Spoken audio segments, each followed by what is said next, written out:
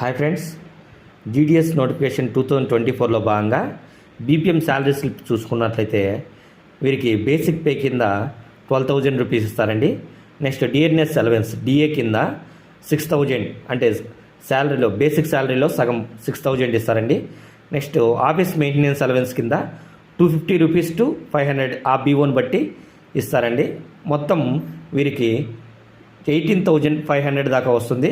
Next ABPM చూసుకున్నట్లయితే వీరికి basic pay కింద 10,000 రూపీస్ అండ్ డిఆర్ఎస్ అలవెన్స్ అంటే డిఏ 10,000లో సగం 5,000 టోటల్ 15,000 ప్లస్ 180 అంటే సైకిల్ అలవెన్స్ కింద 180 రూపీస్, ఫిక్స్డ్ స్టేషనరీ ఛార్జెస్ కింద 25 రూపీస్, మొత్తం కలిపి వీరికి 15,205 రూపీస్ వస్తుందండి.